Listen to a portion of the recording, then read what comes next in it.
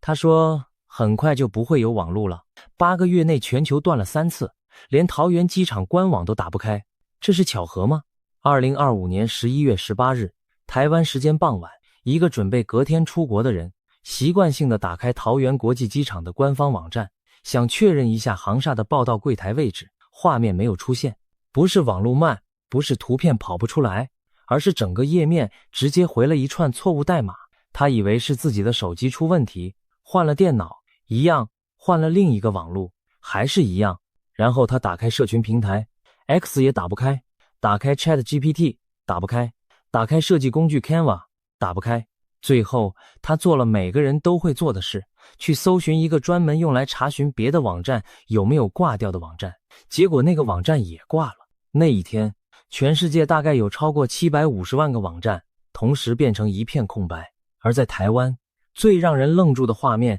就是一个国家最主要的国际门户，它的官方网站在一个平常的下午打不开了。大部分人在3天之后就忘了这件事，网路回来了，班机照样起飞，日子照样过。可是有一群人没有忘，因为在这件事发生之前的1年多，比格斯就讲过一段话。他说，神告诉他不要再花那么多时间在频道上做预言了，不要再讲什么时候，不要再引用日期，因为人们不能永远依赖从别人那里拿到讯息。理由呢？理由是很快就不会有 YouTube 了，也不会有网际网路了。当时听到这句话的人，大多数的反应是笑一笑，网路怎么可能没有？水电都可能断，网路不会断，网路是空气。然后从2025年10月20日到2026年6月22日，刚好8个月，全球网络的主干被打断了3次。而更耐人寻味的是，这3次的原因完全不一样。一次是资料库里的一笔地址被自动化程式自己删掉了，一次是一个设定档莫名其妙变大了1倍，一次是有一条实体的光纤被切断。不同的公司，不同的层级，不同的物理位置，却造成了几乎一模一样的画面。全世界的人同时盯着转圈圈的画面，同时怀疑是不是自己家的网络坏掉了。所以今天我们要做一件事，我们把这3次断网一次一次拆开来看，看到最底层去，然后我们会往下潜到海底的电缆，再往外看，看到中东正在打仗的机房，最后我们会回到台湾。因为就在2026年的8月，台湾有1700万人被安排要在一个下午亲身经历30分钟的行动网络中断。这一次不是意外，是政府自己排定的。这到底是巧合，还是我们一直没有正视的某种必然？先看第一次，2025年10月19日深夜，美国西岸时间快要接近午夜的时候，亚马逊云端服务 AWS 位于美国东部维吉尼亚州的主力机房区域发生了一件在技术文件上看起来很无聊的事。它有一个叫做 DynamoDB 的资料库服务，这个服务背后有一套自动管理网络地址的系统。这套系统有2个角色，一个负责观察现在哪些伺服器是健康的，然后写出一份新的名单，另一个负责把这份名单真的送上去，更新到全球的网域名称系统里。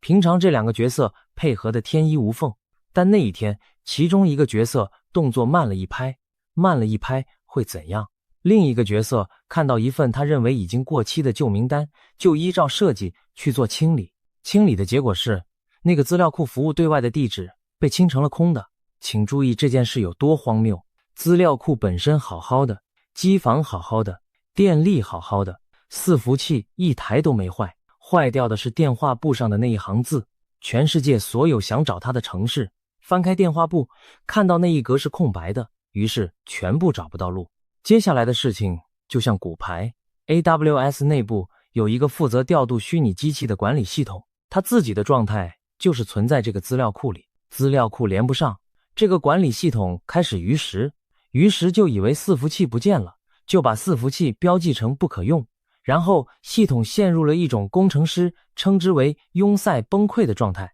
它越想恢复，产生的请求就越多，请求越多就越恢复不了。最后的数字是这样的，超过140项 AWS 的服务受到影响，从第一笔错误到全部恢复大约15个小时。当 Detector 在全球收到超过1100万则的异常回报，其中光是美国就超过300万则。有另一份结合了网络测速机构资料的统计，把总回报量算到超过1700万则。在事件高峰的时候，大约有2500家公司同时出状况，涵盖超过60个国家。被打到的名单包括什么？社群软体、论坛、行动支付、游戏平台、智慧语音助理、门口的智慧门铃、航空公司、银行，甚至连英国政府的税务网站都进不去。有人那天早上发现自己家的智慧门铃看不到画面，有人发现手机叫不到车，有人发现咖啡的 app 点不了餐。一家专门做网络风险分析的公司后来估算，这一次事件可能造成的保险理赔损失最高会接近6亿美元。但真正让工程圈坐立难安的不是这些数字，是另一件事。多年来，云端业界一直在告诉客户，你要把服务分散在多个可用区，这样一个机房出事，另一个机房会接手。很多公司也真的照做了，多付了钱，做了双份甚至3份。结果那一天，这些备援几乎没有救到任何人，因为坏掉的不是某一个机房，而是控制平面，是那个负责告诉所有机房该怎么做的大脑。当大脑说不出话，你有几个健康的身体都没有用。而且大家后来才惊觉一件事，为什么美国东部维吉尼亚州的一个区域可以牵动全世界？因为它是最老的一个，是预设的那一个，是很多全球性的身份验证跟控制服务实际上住的地方。无数的公司在建制的时候选了预设值，然后就再也没有回头看过。而且这种事情其实早就演练过一次了。2024年，一家资安公司推送了一次软体更新，那次更新让全球大量的电脑直接无法开机。结果是什么？机场的登机系统瘫痪，班机大规模延误取消，医院的排程系统停摆，银行的柜台做不了业务。那一次的震撼在于，它甚至不是网路断了，网路好好的，是终端的电脑自己起不来，但对社会运作的冲击跟断网几乎没有差别。从那一次开始，业界其实已经知道问题出在哪里了，知道归知道，改不改得动是另外一回事，因为要改代价非常高。你要维持第二套完全不同厂商的系统，你要付2份钱，你要养2批人，而且平常那第二套是完全用不到的，在财报上它就是一笔纯粹的浪费。所以在没有出事的那几年，这笔钱通常会被砍掉。9天之后，2025年10月29日，换微软的 Azure 出事，它的边缘流量服务出问题，又是一轮灾情。然后是11月18日，那一天世界协调时间上午11点20分 ，Cloudflare 的网络开始大量回传500系列的错误。事后 Cloudflare 自己写了一份非常诚实的检讨报告，把来龙去脉讲得清清楚楚。起因是他们对一个资料库从级的权限设定做了一次调整，这个调整本身看起来很合理，是为了让查询更安全，但这个调整造成一个查询开始回传重复的资料列，而这个查询的结果会被拿去产生一个档案，这个档案是喂给他们的机器人辨识系统用的特征档。重复的资料列让这个档案的大小整整变成了2倍，然后这个变大1倍的档案被自动散播到全球所有的机器上，而读取这个档案的程式写死了一个大小上限，档案超过上限，程式就挂了，挂的不是一台，是整张网。Cloudflare 在报告里特别强调了一句话，这件事不是网络攻击造成的，不管是直接还是间接都不是，它就是一个设定变更引发的连锁反应。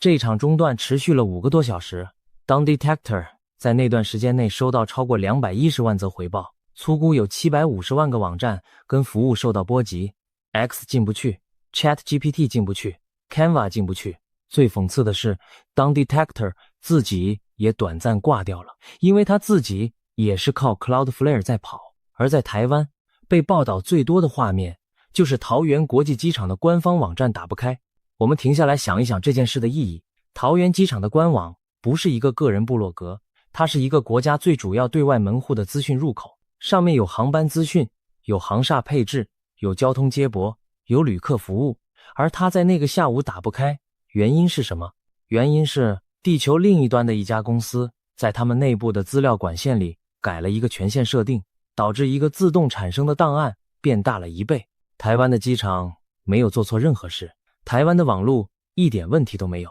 海底电缆好好的，中华电信好好的，机场的伺服器也好好的，但门就是打不开。这就是现代网络最不直观的地方。你以为断网是你家那条线断了，但在今天，更常见的情况是，你家的线好好的，你的手机好好的，全世界的线也都好好的，只是中间有一个没有人看得见的楼层塌了。而这件事还有一个延伸的问题，值得我们认真想一想。为什么一个国家门户的官方网站会需要依赖一家外国的私人公司？答案其实一点都不邪恶，反而非常务实。因为公部门的网站会被攻击，而且攻击的量级是一般人想象不到的，要自己扛下这些攻击，需要投入庞大的频宽跟人力，而使用专业的防护与加速服务，成本只有零头，效果却好上很多倍。全世界的政府单位几乎都做了同样的选择，所以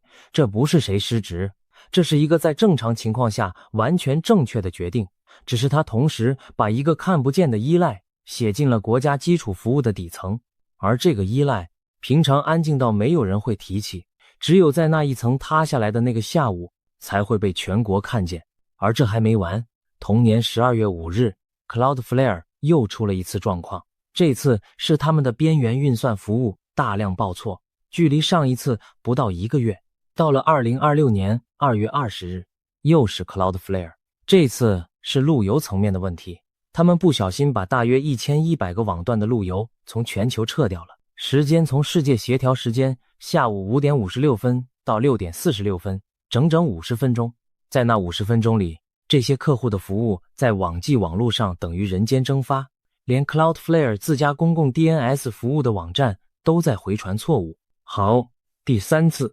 ，2026年6月22日，星期一，美东时间上午10点左右，当 Detector 的曲线再一次垂直向上 ，X、Reddit、Zoom、Discord、Canva、微软的 Teams、游戏平台 Fortnite， 连投资交易 App Robinhood 都出状况，超过70个国家的使用者回报异常。一开始所有人的反应都一样，又是 Cloudflare 挂了吗？还是 AWS？AWS 当天出来否认，说自己一切正常，而 Cloudflare 在世界协调时间下午2点44分给出了答案，答案是4个字：光纤被切断了。具体来说，是北美东部一家大型网络传输业者的骨干光纤出现断裂，不是软体错误，不是设定失误，不是骇客攻击，就是一条埋在地底下或架在空中的实体缆线断了。而它断掉之后，流量必须绕路，绕路造成拥塞，拥塞造成封包遗失，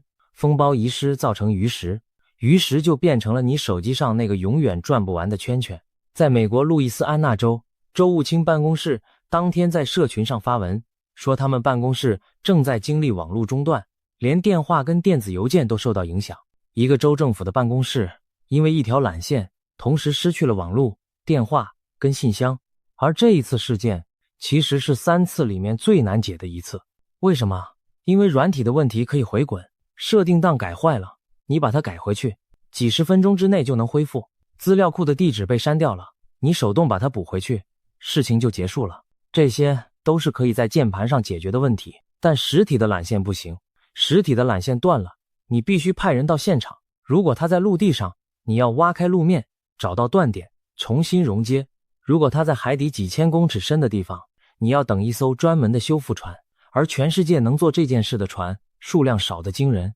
而且他们平常都在别的地方忙，你要排队，而且你还要看海象，海象不好，船出不去。这就是为什么软体造成的断网通常以小时计，而实体造成的断网经常以月计。到这里，我们把3次事件并排起来看，会看到一个令人非常不舒服的图案。第一次坏的是一笔资料库记录，那是纯软体、纯逻辑，发生在云端最抽象的那一层。第二次坏的是一个自动产生的设定档，也是软体，但这次是在全球的边缘节点上同时发作。第3次坏的是一条实体的光纤，完全是物理世界的事情，跟程式码一行都没有关系。3个完全不同的层级，3个完全不同的成因，3家不同的公司，但对一般人来说体感完全一样，网路没了。而且这3次还只是最大的3次。2026年7月27日，美国电信业者 T-Mobile 发生大规模行动网络中断，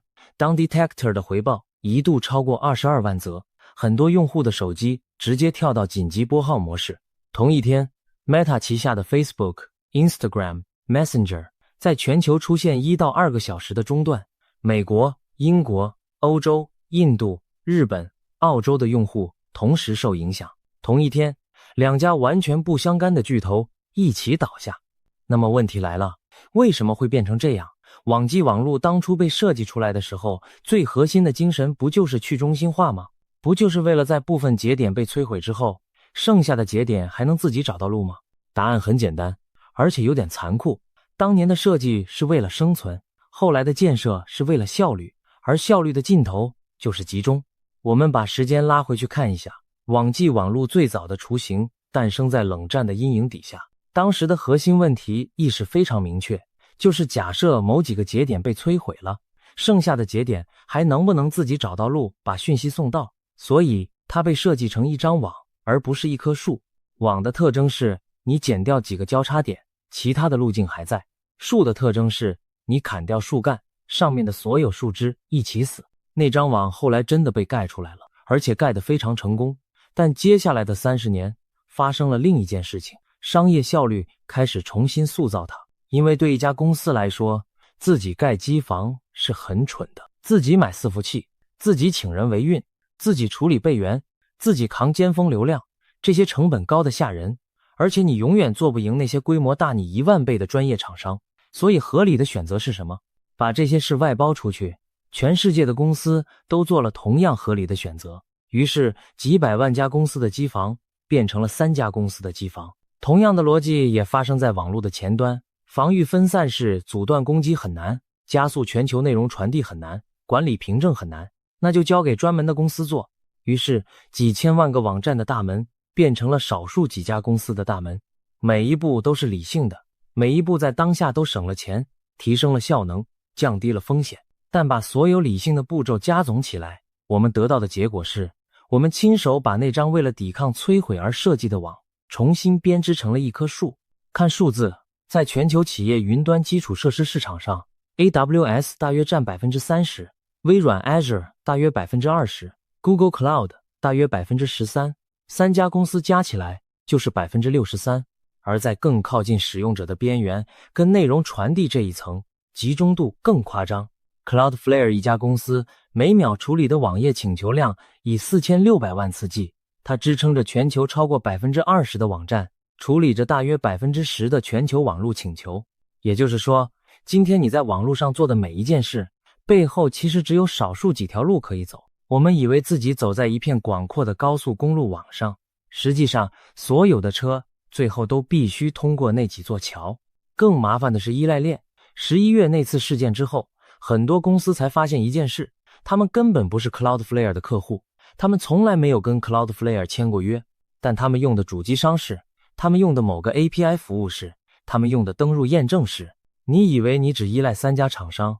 实际上你依赖的是一棵你从来没有画出来过的树，而这棵树的树根可能全部长在同一块土上。有一家网络监测公司统计过，2022年全年有10次重大中断事件，2023年13次，2024年23次，2025年到年底前是12次。你会发现次数并没有一路狂飙，但如果你去看每一次事件影响的范围、波及的服务数量、回报的笔数，你会看到一条非常清楚的上升曲线，不是断得更频繁，是每一次断塌下来的面积更大。现在我们往下潜，我们刚刚讲的都是云端跟软体，但支撑这一切的其实是一堆躺在海底的线。全球跨国网络资料高达90%是靠海底电缆传送的，不是卫星，不是什么神秘的无线技术，就是缆线。有些地方它比一根水管还细，外面包着钢丝跟绝缘层，静静躺在几千公尺深的海床上。而台湾在这件事上是全世界最有感的地方之一。先看数字，2025年一整年，台湾的海底电缆总共发生17件断线或部分断线的事件，而2026年光是到3月底就已经发生6次，其中最受瞩目的一次发生在2026年3月30日深夜。一艘中国籍的工作平台船当时正在马祖东引附近处理一艘搁浅的中国籍渔船，作业过程中疑似损坏了台马之间的第3条海底电缆。台湾海巡署接获通报后派艇搜证，船上人员被带回制作笔录，船只停工，全案报请地检署指挥调查。数位发展部后来表示，如果海象许可，这条缆线最快要到7月才能修复完成。从3月底到7月，将近4个月，靠备援系统撑着。而马祖的居民对这种事已经不陌生了。2023年2月，连接台湾本岛与马祖的台马2号与台马3号海缆，在短短6天之内先后被中国船只勾断。那一次，当地的通讯受限长达50天，超过1万名居民受到影响。当时的画面是什么样子？传一则简讯，要等好几分钟，政府机关必须分时段上网，你这个小时用，我下个小时用。有民众为了联网，直接聚集到电信公司的门市去蹭免费 WiFi。一个现代化社会的日常，就这样被一条线拉回了30年前。而这种事情并不只发生在台湾，有分析指出，被锁定的多半是连接本岛与离岛的缆线，而不是国际主干线。这个选择很有意思，因为它刚好落在一个灰色地带，干扰效果最大，而引来国际反应的风险最小。同一份分析也提到，问题可能不只来自单一方向。2024年底到2025年初，一艘悬挂特定旗帜的船只曾经在台湾南部一处电缆登陆站附近进行了将近4个星期的异常航行，然后返回原本的港口。而在遥远的波罗的海也发生过类似的案例。而这里有一个很多人没有意识到的重点，台湾在全球网络地图上的位置并不是一个边陲的小节点，因为半导体，因为东亚的资料流，因为连接东北亚跟东南亚的路径，有相当一部分要经过台湾周边的海域。这代表什么？这代表台湾周边的海缆如果出事，受影响的不只是台湾人划不划得动手机，而是整个印太地区的资料传输，以及跟半导体供应链相关的无数即时通讯与远端协作。换句话说，台湾在这件事情上同时是最脆弱的一方，也是最关键的一方。过去很长一段时间，台湾的做法比较被动，断了就修，修不好就绕路，绕不了就等下一次。但这几年开始有了明显的转变。台湾的回应是什么？2026年1月8日，俗称海缆7法的一系列修正案正式生效。对于故意破坏海底电缆与其他关键基础设施的行为，最高可以判处7年有期徒刑，并且可以没收涉案船只。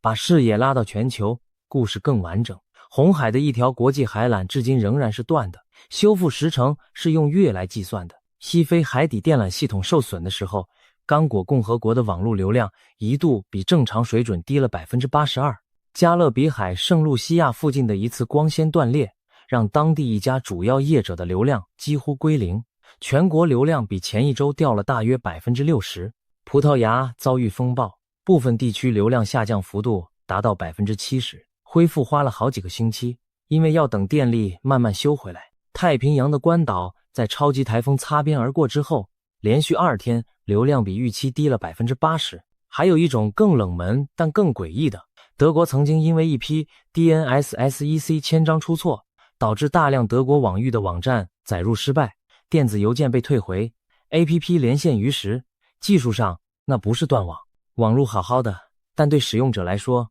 体感跟断网一模一样。现在我们再往上一层看战争，这是整个故事里最新也最让人不安的一段。2026年3月初，中东地区传出无人机攻击，而攻击的目标之中包含了云端业者的资料中心设施。阿联有2座设施被直接命中，巴林则是设施附近的攻击造成了实体冲击。后续的损害评估包括结构性损坏、电力供应中断以及消防洒水造成的水损。结果是什么？巴林的那个中东区域整个无法使用。阿联的中东区域3个可用区里面有2个严重受损，而关键在后面，到2026年8月为止，这2个区域仍然没有恢复。AWS 已经暂停了这些区域的计费，关闭了在当地建立新资源的功能，并且建议客户从异地备份把资料救出来，把工作负载搬到其他区域去。官方说法是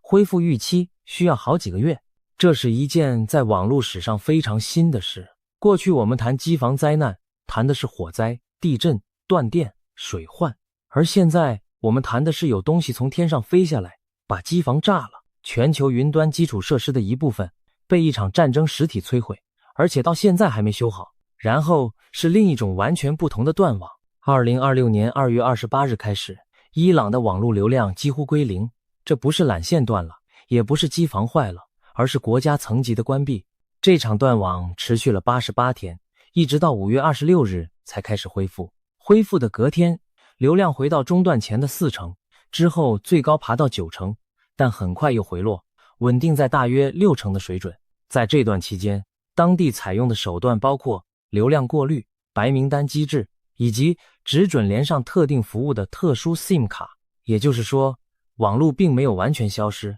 它只是变成了一个被人挑选过的版本。而这种事不是孤立，在任何一个时间点，全球都有大约10几起由政府主导的网络关闭正在进行中。刚果共和国在总统大选期间，全国网络流量有将近60个小时处于接近完全中断的状态。乌干达也有过类似的记录。而你注意到那个时间点了吗？选举期间，这是政治性断网最典型的样貌。它几乎不会发生在平常的星期二下午，它会发生在最关键的那几天，最需要资讯流动的那几个小时。因为对某些人来说，网络不是基础建设，网络是一个开关，而开关的意义就在于它可以被关掉。这件事之所以特别值得台湾人注意，是因为它示范了一个顺序。真正的断网从来不是先断再说，它的第一步通常是降速，第二步是过滤，第三步是白名单，只有到最后一步才是全部关掉。而在前面那3步的时候，很多人甚至不会发现有什么不对，只会觉得最近网络怎么有点慢。伊朗那88天里最让人不安的细节就在这里，网络并没有真的消失。有些人手上拿的是被批准过的连线，可以连上被批准过的服务，从荧幕上看一切正常，你甚至还在滑，还在看，还在读，只是你看到的那个网际网路已经是别人替你挑过的版本了。所以到这里，我们可以整理出至少3种不会有网路的方式。第一种是技术性的，通常持续几个小时，起因是某个人在某个地方改了某个设定。第二种是物理性的，通常持续几周到几个月，起因是缆线被切断，或者机房被摧毁。第三种是政治性的，它可以持续多久，完全取决于有人想要它持续多久。而第4种，我们待会儿再说。现在让我们回到台湾。2026年8月，台湾举行了年度的城镇韧性演习，从8月7日开始，一路进行到8月13日，全国22个县市分成5个区域轮流上场，依序是南部、中部、外里岛、东部、北部。每个地区的演习时间都是30分钟。这件事本身每年都有，但今年不一样。今年首度纳入了一个全新的项目，正式名称叫做行动网络受阻降速演练，坊间直接叫它行动断网。规划是这样的，中部地区安排在8月10日下午2点30分到3点，涵盖苗栗县、台中市、彰化县、南投县、云林县、嘉义县、嘉义市这7个县市。北部地区安排在8月13日下午2点30分到3点，涵盖台北市、新北市、基隆市、桃园市、新竹县、新竹市、宜兰县这7个县市，加起来14个县市，影响的人数大约1700万人，占全台湾人口的73%左右。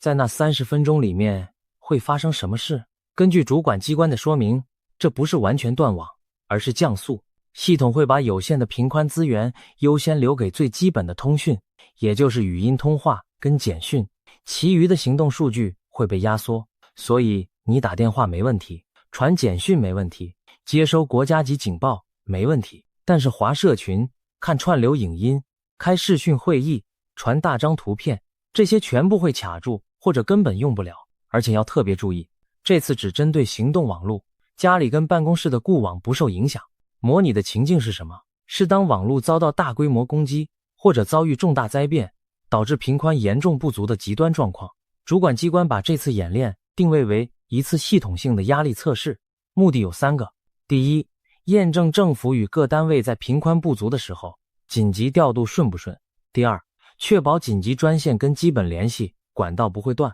第三，透过30分钟的不方便，让民众亲自预想一次，如果真的发生了，你的替代方案是什么？主管机关甚至给出了非常具体的生活建议，演习期间搭乘大众运输或者日常消费，建议改用实体票券，事先备妥实体支付工具。至于股汇市跟金融交易，建议事前切换到固网，或者采用人工下单、电话语音的方式。另外，因为断网期间你查不到防空避难资讯，所以建议事先到相关网站或 App 查询住家跟公司附近的避难处所，然后截图存到手机里，离线保存。为什么南部不用降速？主管机关的回应也很诚实，因为南部地区的演习时间排在上午10点，那个时段正好是股市交易时间，怕影响到用手机下单的投资人，引发民怨，所以决定只有中部跟北部进行降速。现在我们具体想象一下，那30分钟会是什么样子？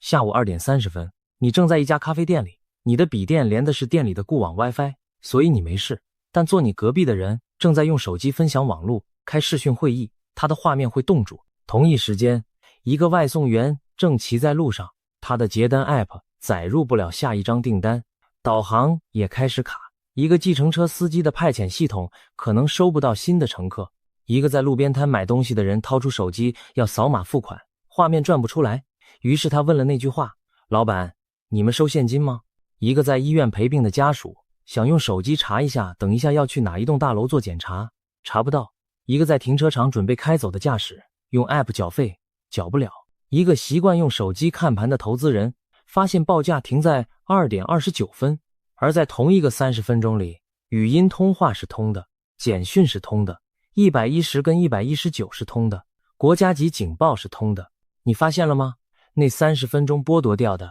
刚好就是我们这20年来新长出来的那一层生活，而它留下来的刚好就是20年前我们原本就有的那一层。主管机关甚至提醒了一件很细的事，因为演习期间你查不到及时的避难资讯，所以请你在那之前就先把住家跟公司附近的避难处所位置查好，截图存起来。换句话说，这场演习真正在测的不是电信业者的技术，技术上要把频宽降下来，对电信业者来说一点都不难，真正在测的是1700万个人的习惯。而在这场演习之前半年，还有另一件事，一本封面是橘色的小册子，叫做《当危机来临时，台湾全民安全指引》。它以类似发放选举公报的模式普发到全国大约980万个家户，预计在2026年1月15日之前送达完毕。这本册子里写了什么？它教你地震时怎么趴下掩护稳住，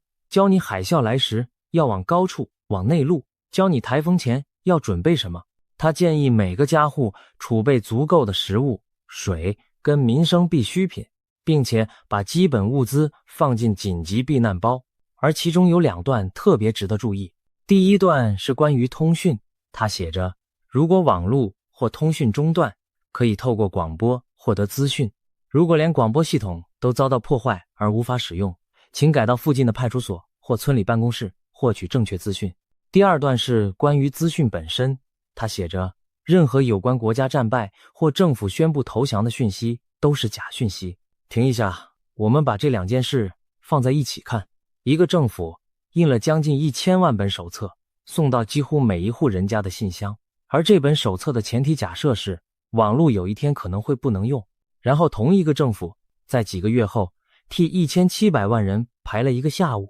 让大家亲身体验30分钟没有行动网络的生活。这不是预言，这是行事历上的一个项目。好，现在我们回到比克斯，他到底说了什么？我们把他的原话还原的尽量准确一点，因为这很重要。他说的重点其实不是灾难，他说神告诉他不要再花太多时间在频道上做预言，不要再告诉人们什么时候、什么地点、怎么发生，不要再引用日期。他说神让他预告灾难，主要的目的并不是要人们去抢购物资、囤积物资，而是希望人们听到一个讯息，然后才是那句最常被引用的话。神告诉他，人们不能总是依赖从别人那里获得资讯，因为很快就不会有 YouTube 了，也不会有网际网路了。接着他问了一个问题，如果所有先知的声音都消失不见，人们该怎么办？他给出的答案是一句我们从小听到大的话，授人以鱼不如授人以渔。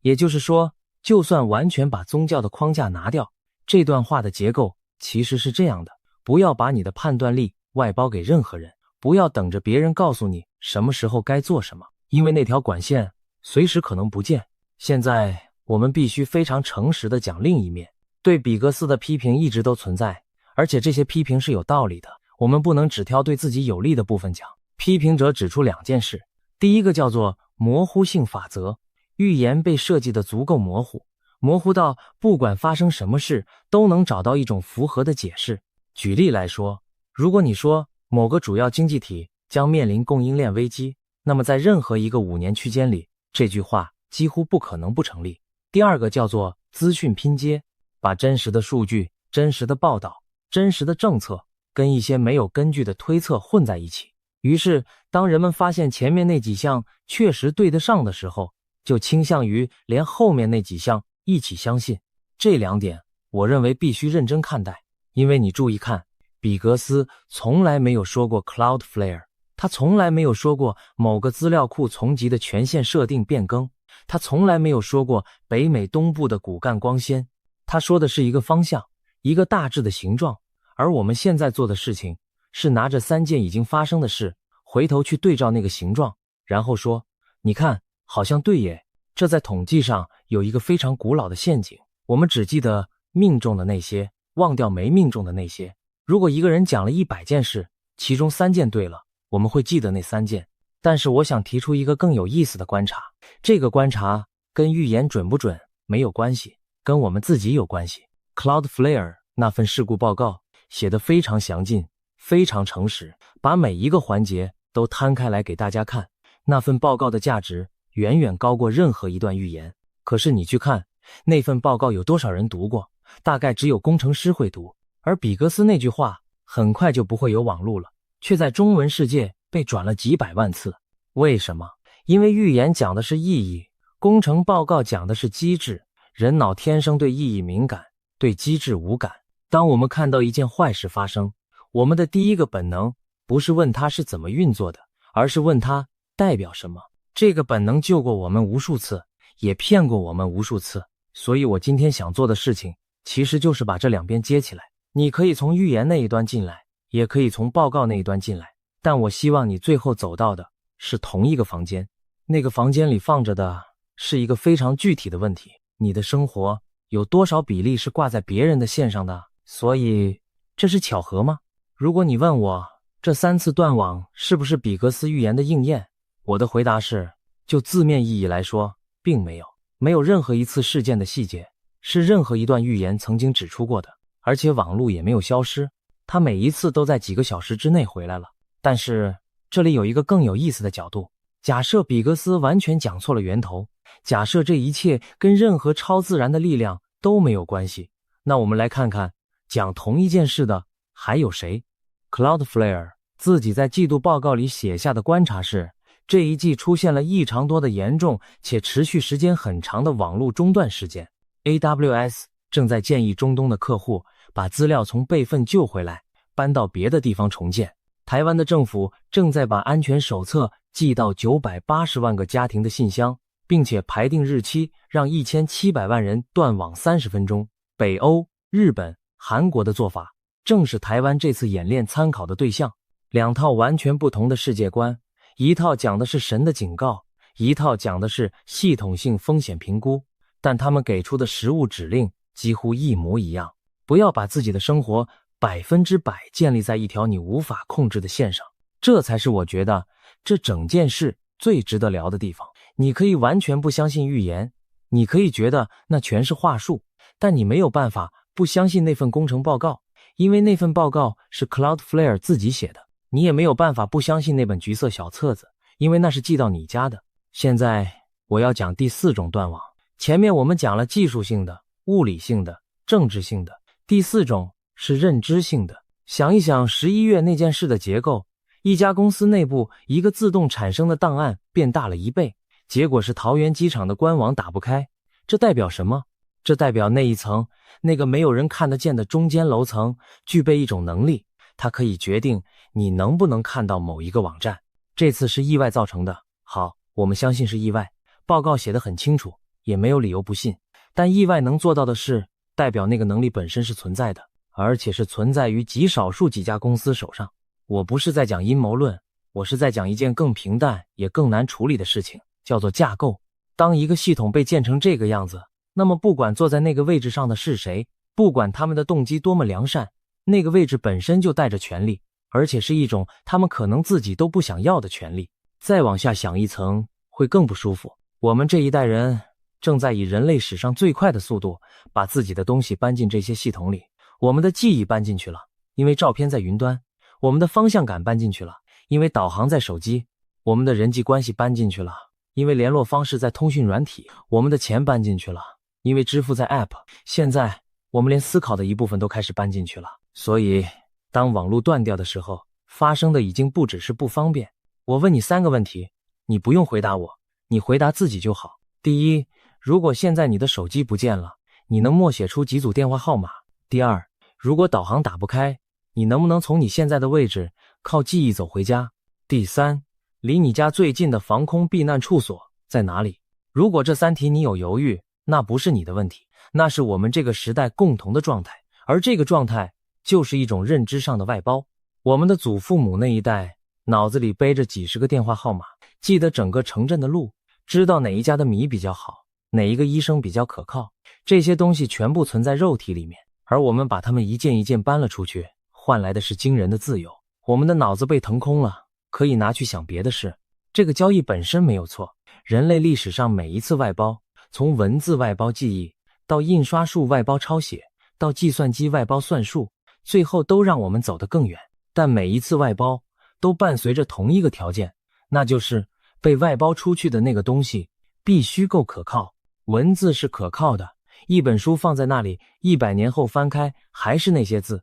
印刷术是可靠的，一份东西印了1万本，烧掉9000本还有1000本。那么云端呢？答案是它在 99% 以上的时间里比人脑可靠得多，它几乎不会忘记，不会记错，不会累。可是剩下的那不到 1%， 它的失败模式跟人脑完全不同。人脑是慢慢忘的，一次忘一点，云端不是，云端是好好的，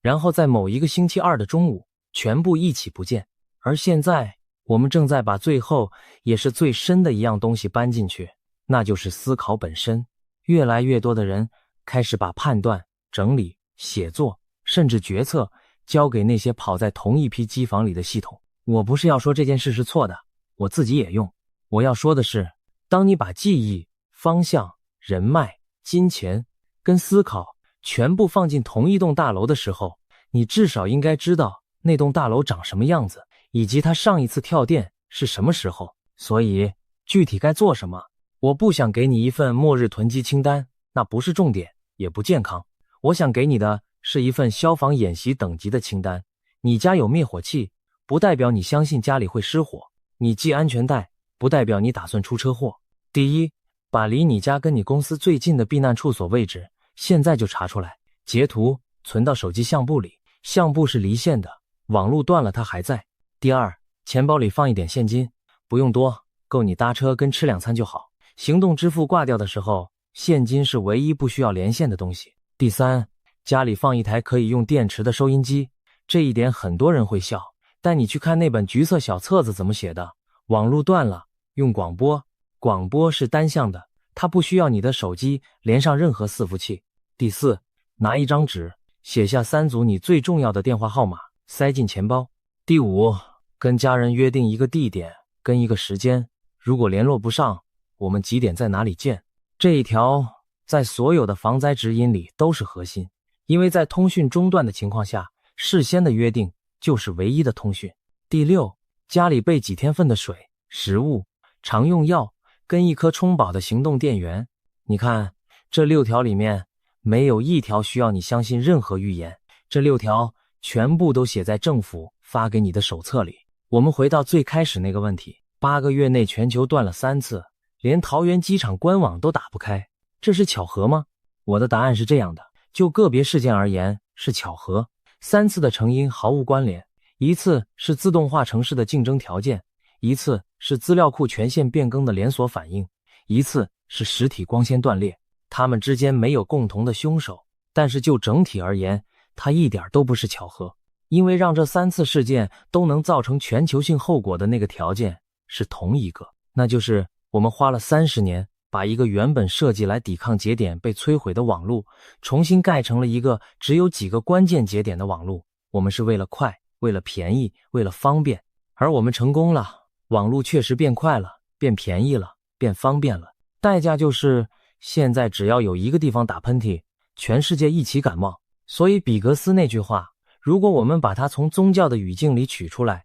放到工程的语境里，它其实变成了一句非常朴素的警告：不要把你所有的东西都放在一个你既看不见也管不到，还随时可能消失的地方。至于网络会不会真的有一天完全消失，我不知道，没有人知道。从几率上讲，全球网际网络彻底且永久的消失可能性极低，但从我们刚刚看过的所有证据来看，区域性的、长时间的、人为的或者物理性的网络中断不但可能，而且正在世界各地反复发生。伊朗断了88天，马祖曾经受限50天，中东的机房到现在还没修好。所以真正的问题从来就不是网络会不会断，真正的问题是当它断的时候你还剩下什么。而这个问题其实不需要等到真的断了才问，因为你会发现凡是断网之后还能运作的东西，它们有一个共同的特征：你认得回家的路，